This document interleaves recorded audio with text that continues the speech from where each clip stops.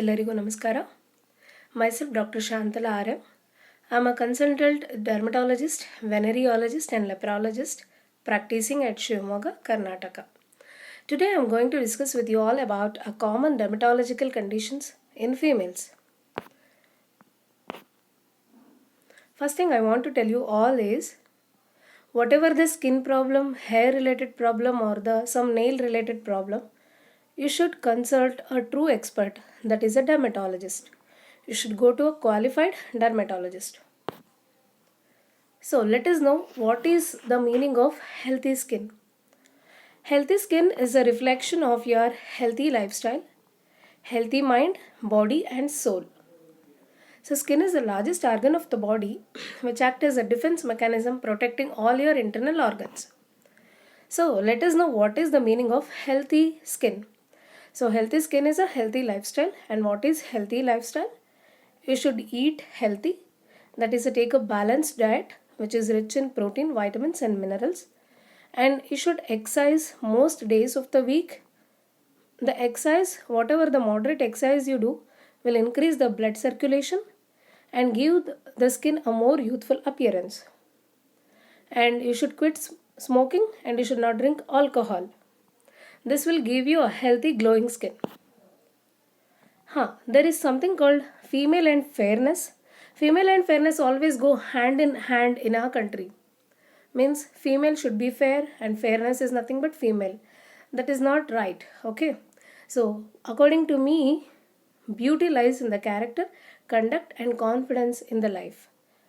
So the main message which I want to tell you all the girls or ladies here is, fair skin doesn't give you a fair life. So you should always aim for the best healthy skin, healthy youthful skin. Okay. So now let us see what are the tips or what are the things which help you to maintain this. See, there is something called hydrated skin will give you a healthy skin. So hydrated skin means you should drink plenty of water and that will hydrate your body. You should eat healthy food, as I said before, which is rich in proteins, vitamins and minerals and antioxidants. And avoid eating junk food and bakery items. So everyone is fond of. So if you eat once in a while, once in a month or twice in a month, okay, fine. But don't make it as a regular habit. Keep yourself active. Do regular yoga, exercise and meditation. So now let us know what is the basic skincare routine consist of. Means everybody should follow. Like you get up, you take bath, you do brush, like that you should follow some skincare routine. So this is CMS routine. C is a cleanser. You should wash your face with a face wash. Okay, that is at least twice a day, not many a times, at least twice a day is enough. And you should apply a moisturizer. Moisturizer is the thing which nourish your skin, which is like a caring for your skin, which will protect your skin. So you should use a moisturizer. Everybody should use moisturizer, even if your skin is dry or if it is oily also, you should use moisturizer based on your skin type. And another is a sunscreen, very important. Sunscreen is like a shield to your skin. You wear helmet for your head, so you should apply sunscreen as a shield to protect your skin. For your healthy, long-lasting, youthful skin, you should follow these regimens. So how you select a cleanser? It should be hypoallergenic, free of fragrance, chemical and alcohol free. Okay. And it should not contain salicylic and glycolic acid. Like if it is a dry skin, it will make your skin more dry. So you should consult a dermatologist. They will prescribe you a proper thing. Another is, I told moisturizer. That is also based on your skin type we prescribe, which will nourish and protect your skin. And sunscreen, as I said, the main thing you should concentrate is a broad spectrum. Broad spectrum is it will protect both UVA and UVB, which will reach the sun. Okay, both UVA, UVB, it is called broad spectrum, and should have minimum SPF, that is sun protection factor of 30.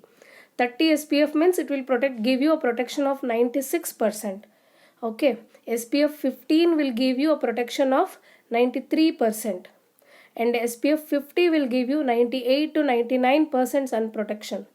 And you should always apply sunscreen 20 minutes before going to sun, and it should be applied every 2 to 3 hours, and you should apply over the face, neck region, ear. You should not forget apply over the ear region and collar bones and both hands. Okay, these things you should follow, like routinely you should follow to keep your skin healthy. And one suggestion I want to give you is always you should remove your makeup before going to bed. And another basic thing one should follow is what are the bathing techniques. Okay, so if you have a dry skin, you should avoid very hot and long showers, like very hot water and very long showers like half an hour, 20-30 minutes. You should avoid that, and you should limit your bathing time to 5 to 10 minutes, and you should use a warm and lukewarm water. You should not rub your skin. You should pat dry your skin and use a soft towel. Another is after the bath, soon after the bath, you should apply moisturizer to hold your body, and like even when the skin is damp or wet, you should apply the moisturizer immediately, and you should wear a soft and cotton cloths. And these are the basic tips which everyone should follow to have a good healthy skin. Now let me tell you what are the common diseases which everyone see and come across. At least the basic knowledge of this will help you in many ways. So most common skin condition everyone faces are infections. So first infection is fungal infection, or in the layman term you call it as a ringworm infection, or it is also called tinea. So tinea or the ringworm infection is the most common infection which is seen in many people, and the sad thing is it is a most common self-treated infection which can lead to the chronic state, like it can persist for many years or many months. Another is it is highly contagious and it can spread from one person to another in the close contact.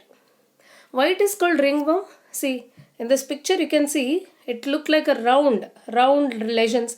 It look like a ring. So it is called as a ringworm or the tinea infection, and the patient presents with severe itching. And it can affect any part of the body like face, ears, scalp, and then neck, abdomen and groin region. Most commonly it can affect the groin region because that area will be wet. And see, this is one more infection, tinea infection. You can see tinea or the ringworm infections. The patient present with ring-like lesions with itchy lesions. Severe itching will be there. And it can affect the nails also. See what you should do if you get any tinea infections. First thing is you should consult a dermatologist, means skin specialist. And what are the basic things you should follow? You should use a separate towel, separate soap, and don't share your clothes, or especially the inner wears. You should not share your clothes or inner wears. If you share your clothes, you are sharing your disease, or they are sharing your disease with yourself. So you should not share your clothes. And wash your clothes separately in the hot water, and keep the area dry. Don't wear wet clothes and don't wear wet inner wears. And you should use a cotton and loose cloth. And whatever the medication your skin specialist gives, you should apply regularly. Mainly in the tinea or ringworm infection, they give you antifungals. Okay. And don't self-medicate. This is very important. Don't go to medical shop or don't self-medicate yourself. And don't apply steroid mixed creams like betamethasone, clobetasol labeled creams, and it will definitely worsen and it will be a big headache for you also and for us also. Okay. And this is also one more mild dermatological condition. Everyone will get white brownish patches all over the body with mild itching. So this also can be treated with antifungals. Next is a bacterial. It is a folliculitis infection. Okay. So you can see the pus-filled lesions. Usually the pus-filled painful lesions you can see with redness and swelling will be there. And most often it is seen in the girls following waxing, improper waxing over the underarms and over the groin region and over the hands and legs. If you do not do the waxing in the proper way, proper direction of the hair is not removed, hair trapping will occur and that will cause folliculitis. So for this, you should do a proper waxing technique follow a proper hair removal technique, and if you get folliculitis, you should apply the antibiotics and take oral antibiotics. Another is, there is something called scabies. Scabies is the most common and it is the oldest disease, and it is the most contagious disease infection, mainly seen in the school going students and hostel mates, college mates who stay together. And again, I am telling you, these infections spread from one person to another if you have a close contact, and if you share your clothes, beds, linens, and if you share your dress, etc., like that. So avoid sharing and start caring. If you care, don't share. Okay.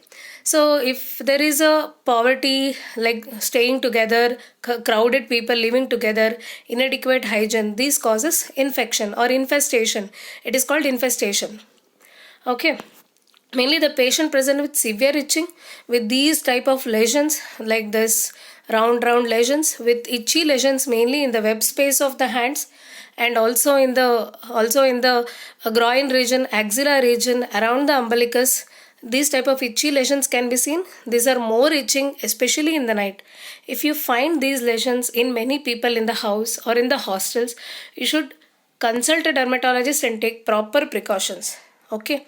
If you get it will cause outbreak in the hostel or in the college or in the home. Everybody will get, so everybody should be treated even though they do not have symptoms, and all the underclothing and sheets and bed sheets should be changed properly, and everybody should be properly treated and proper hygiene should be maintained.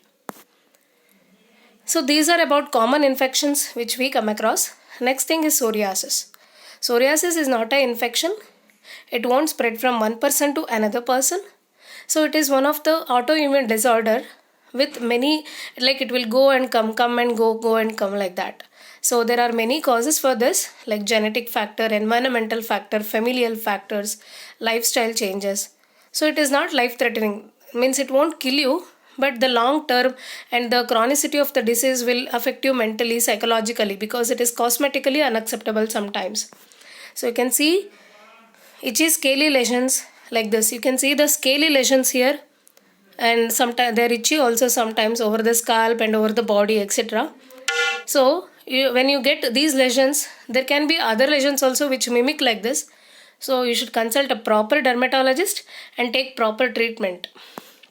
So what are the treatment plans?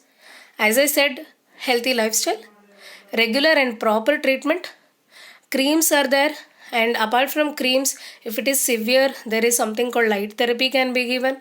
Oral drugs are there, and biologicals, which is a recent advance. They will help you and they will cure you and they'll keep the disease under control. So you should not feel shy or you should not hide the disease. Go to a doctor, go to the skin specialist and show and take proper treatment. Don't feel shy and don't feel mentally depressed. Another thing is acne or the pimples. This is the most common. I think everybody in the lifetime at one or the other time you face with your acne or the pimples, right? So this is a story of every person in the society will have this. Sometimes some people will have very mild, some people will have very severe, and it can affect you socially, psychologically, because it is affecting important region of your body, that is face. Okay. So this is a message. Pimples are not to be popped. Don't pop your pimples. Okay. Don't pick your pimples. So these are the various stages of the pimple. Stage 1, 2, 3. Like where you can see some are pus filled, some are like full nodules and big one. So based on the stage we treat the condition. So what are the general measures? You should know the education. We should educate you and counsel you about the long term of the disease. What is the course of the disease? And one thing is, you should adhere to whatever treatment we give, and you should avoid using some oils, some heavy cosmetics. You should avoid those things which will increase your acne, and you should be cool and calm always in your life, which will give you a mental peace also, and which will give you healthy skin also, as I already said.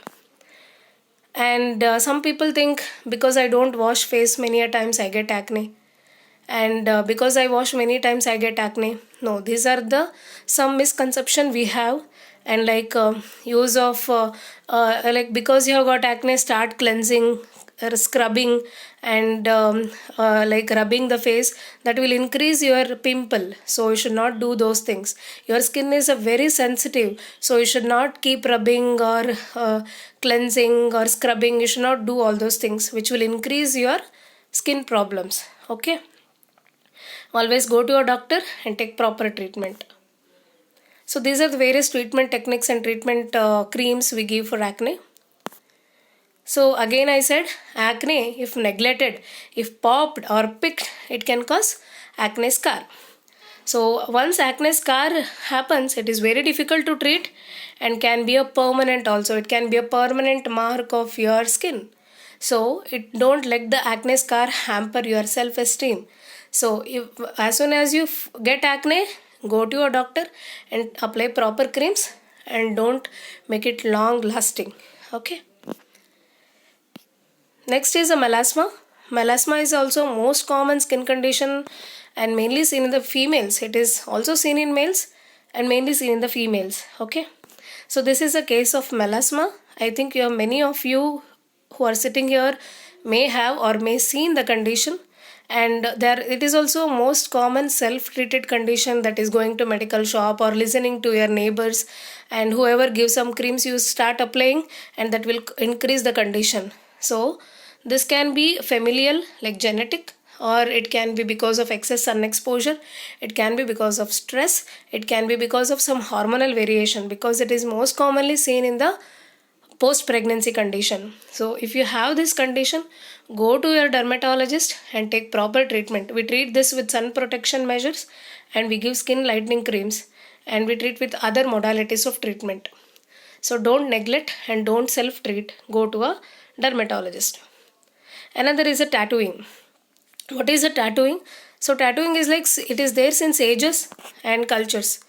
So what are the some most common risk of tattooing is, it can cause infection if it is not properly sterile hygienic condition. It can cause hepatitis, HIV, etc.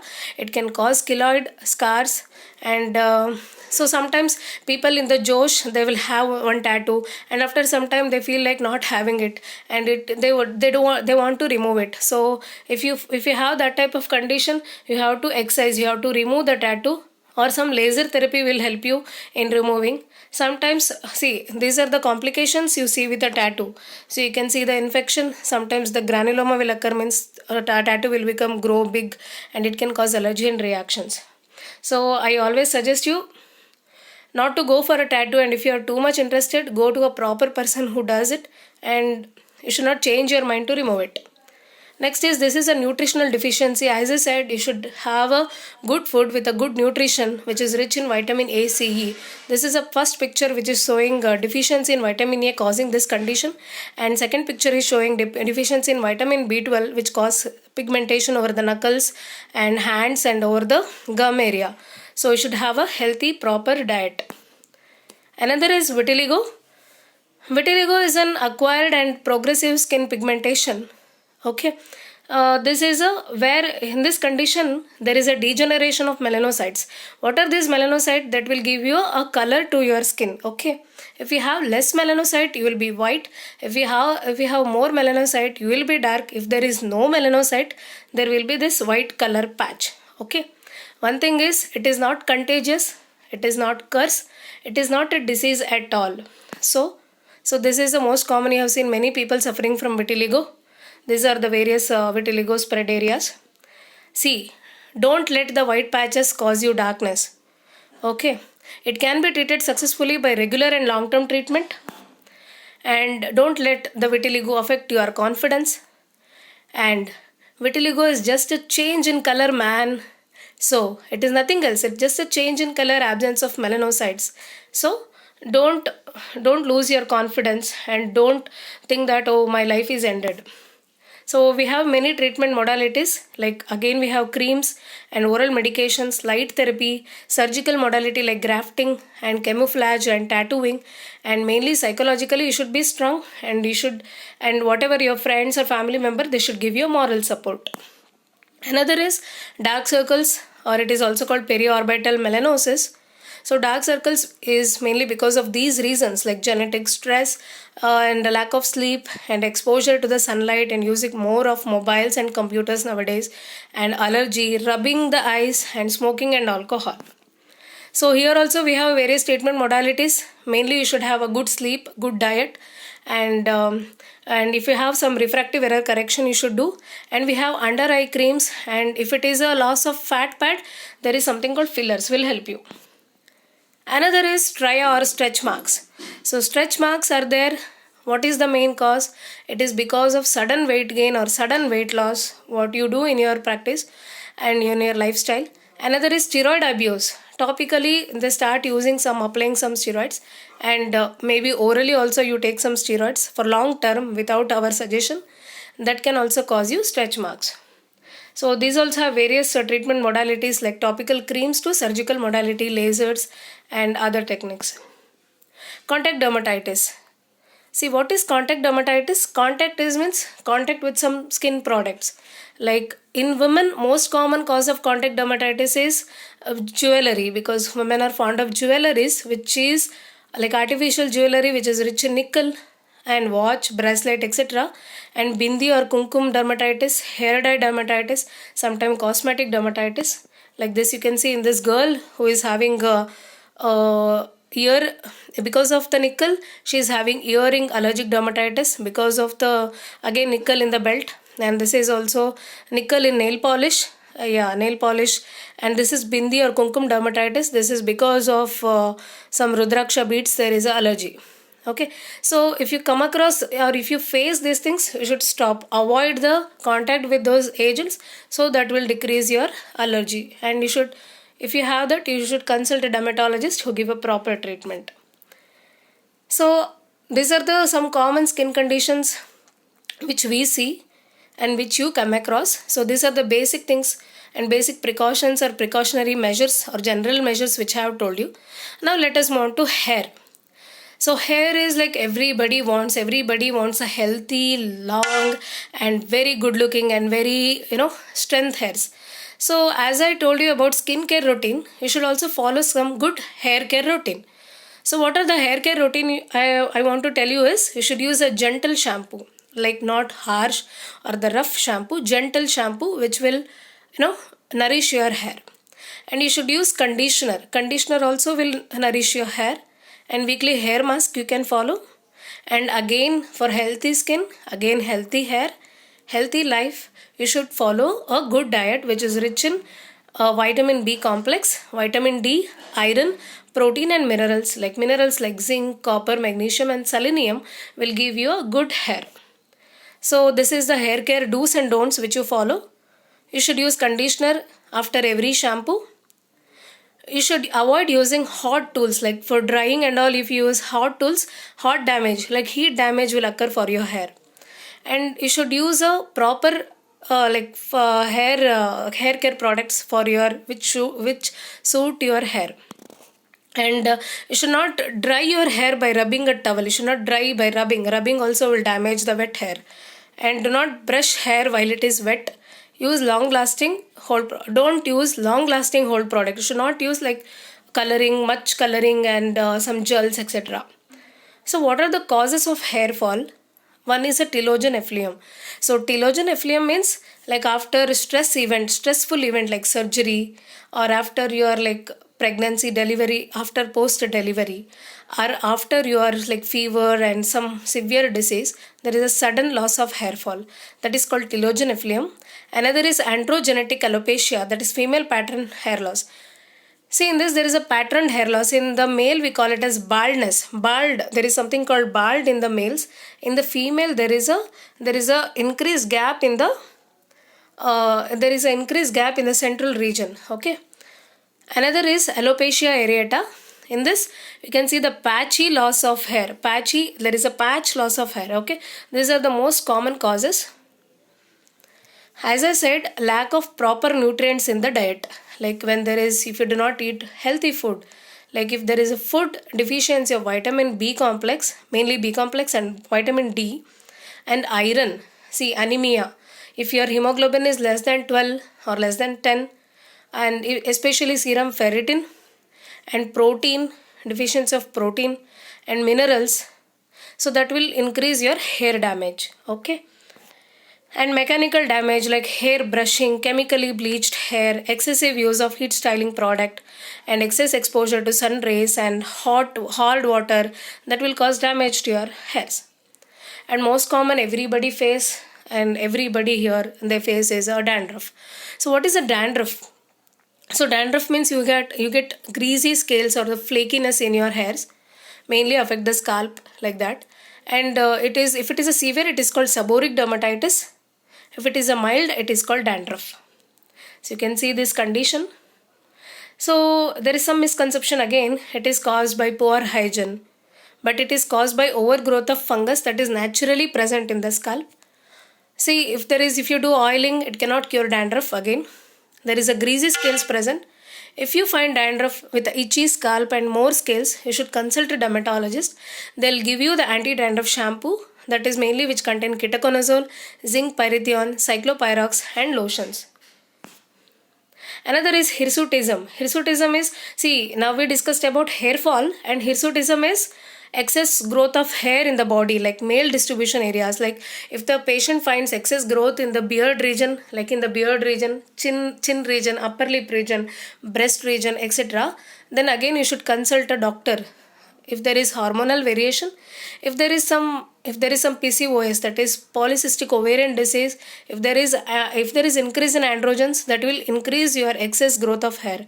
So this is some condition which is like you should not neglect. Okay, you should show to a doctor, because this hormonal variation can lead to a infertility in the future. It will cause many other problems. So you should consult a dermatologist, and you should also consult a gynecologist, and you should treat it as early as possible. So these are the hirsutism areas, like upper lip and chin area, and a breast area, and lower abdomen, back area. If you find excess thick hairs, coarse hairs, you should consult a dermatologist or the gynecologist and take proper treatment. Another thing is, as I said, dermatologist is the one who see the venereological problems also. Venereology is sexually transmitted diseases. As most of you are in the reproductive stage or they are matured, so I want to tell you what are the sexually transmitted disease we most often come across. So there is some risk factors which will make you prone to get sexually transmitted diseases. Like what are the first intercourse age, what is the marital status, and what are the number of sexual partners you have. So these things. So you should have a healthcare behavior, like you should use a proper contraceptive measures, like use of condoms, use of OC pills, etc. So you should always follow a safe sexual practices, like you should use a protectives like condoms. You should commit to a single sexual partner. You should avoid alcohol, smoking and drugs, and avoid drug abuse, because which is nowadays most common, drug abuse, like drug addiction.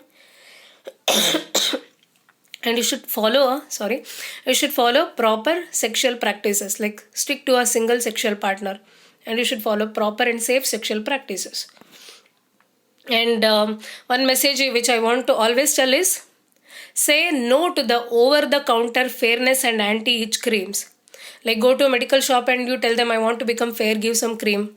I'm having itching in the groin, give some cream. Please don't do that, and don't listen to your neighbors and friends who do not have any knowledge and give you some creams. You keep applying and you have side effect, and you are causing a permanent damage to your own sensitive skin. So say no to the over-counter fairness and anti-itch creams. Again, beware. Don't use steroid mix creams, over-the-counter anti-itch creams. This is a message I want to tell you, because steroid abuse is a most common and most dreaded and very difficult to treat condition. So here I want to convey the message: don't use steroid mix creams, over-the-counter medications for yourself, and buy from shops. So here I am ending the session. I think I have covered most of the skin problems and hair care problems, and I have told you about basic hair care regimens and skin care regimens, and I have discussed you the most of the common skin and hair related problems which you all come across, and I've tried to cover the misconception, and I've told you about steroid abuse. So in this time what they have given me, I've tried to cover all the things. So I'm very happy. I'm feeling very happy, and thank you so much for giving the opportunity to share my views, share my knowledge with you all. And I'm very happy for giving me this opportunity. Thank you all. Thank you very much.